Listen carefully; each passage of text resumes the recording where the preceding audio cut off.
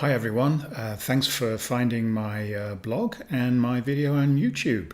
My name's Dr. Steve Simpson and I'm a mind coach, for want of a better word. I've got an interesting story for you this week. It's my honour and privilege to be an assistant on the training team for Richard Bandler. He's the co-creator of the NLP movement, and Paul McKenna, who is a well-known presenter, author, and mind guru too. So last weekend I was on the team for their 2-day event, and as usual I arrived very early. I arrived very early for all my appointments. It's almost got to the point when I joked to some other team members, can you cure me of my phobia of being late? But then I found that all the people I was talking to were pretty much the same, including Mr. Bandler and Dr. Bandler and Dr. McKenna too. So perhaps it is a critical success factor, who knows? Anyway, that's not what this blog is about. I arrived early. I was supposed to be there for 7:30 because these are 12-hour days, and although the meeting didn't start until 9:30, there are a few preparations and briefings that we have to have. So I arrived at 6:45, and the venue, the conference room was not even open at that time. We had 500 people coming. So I walked into the hotel lobby where a gentleman got up from where he was sitting and came and said, "It was nice to meet you again." So he'd obviously recognized me from another event. And I have to be honest, I have a terrible memory for names, and faces is even worse. But the good news, and this is what's got me through life and especially through medical school, is I hardly ever forget a person's backstory. So I asked this gentleman, who I shall call Carlos, for a few more details about himself, and then I did remember our earlier conversations. Now, in a nutshell, Carlos is a world-class classical musician. He plays the piano. That's the good news. The problem is that whenever anybody is watching him perform, his performance, whilst still really good, is nowhere near world class. It becomes wooden. And if I'd got $1 for every time I've heard a story like that, I would definitely be a multimillionaire. Because it's one thing having ability, it's another one being able to turn it on when you have to in the public arena. This applies to sports people, it applies to people in the media, musicians obviously like Carlos, and public speakers. Public speaking, by the way, is the world's #1 phobia. So it seems as if we're probably born with a shy gene in us. And I can tell you, even the people who look extremely confident on stage or whatever, they will have some anxiety nerves. Indeed, they will say, well, I'd be worried if I didn't, because it gives me that bit of edge that I need to put in my personal best. So back to Carlos. Unfortunately, Carlos has too much of this shy gene. So I asked him a few more questions, and it goes from bad to worse, really, because he said, well, even if I have a lesson with my teacher and he's watching me, the same thing happens.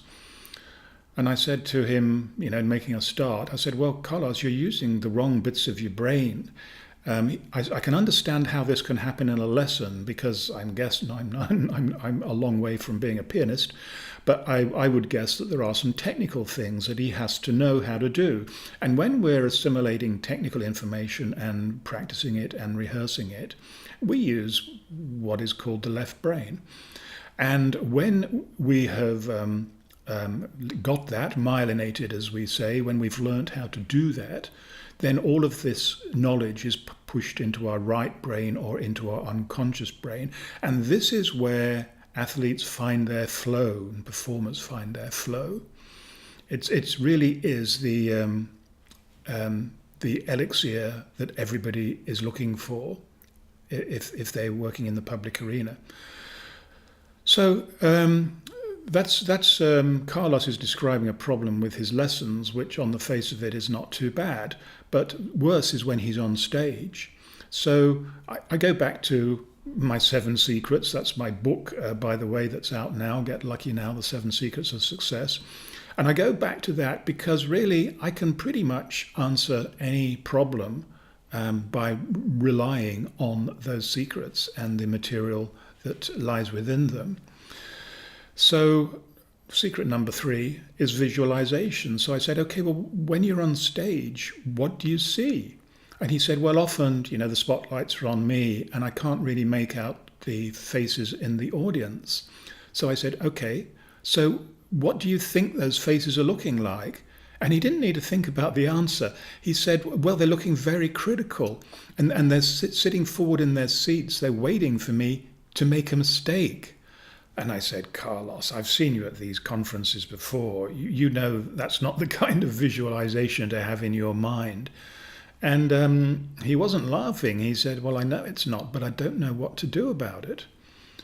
What I suggested to Carlos was, as you might imagine, I said, well, look, what you're seeing is not reality. It's the construct of your brain. You are having these thoughts and you're painting yourself a picture, but it's not a real picture. You can't see the real picture because you've just told me it's dark. So if you are going to invent something, then why not invent a different picture where everybody is smiling, they're raptured by your performance, and they just can't wait to applaud and ask for about 6 encores. Are you able to do that? And he said, well, I can try, but I don't know how to do it.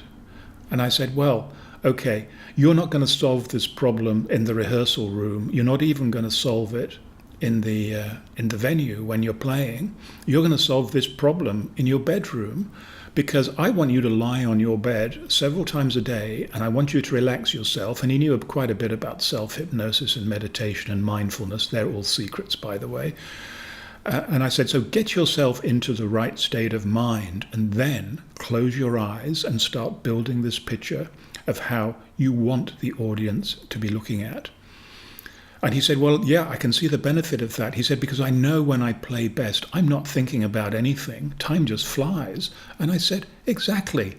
You're thinking about too many things. So you have to train your brain, myelinate some of these good thoughts, and then produce them on the day.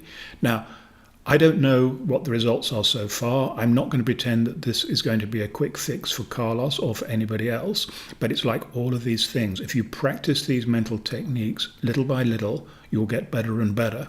Just like the more you practice the 7 secrets, you'll get just a little bit luckier, and a little bit of luck can go an awful long way.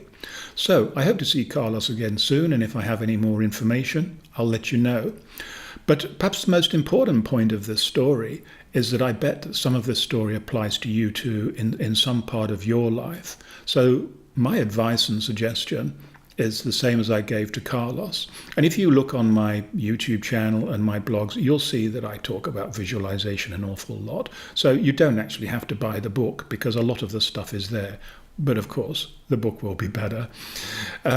So that's enough for this week. I don't know what we're going to talk about next week. Let me know if you have any bright ideas. So whether you are performing in public, playing the piano or guitar or anything else, or playing sport, don't think about yourself. Don't think about what other people are thinking about you or watching you. Just do it for your own enjoyment.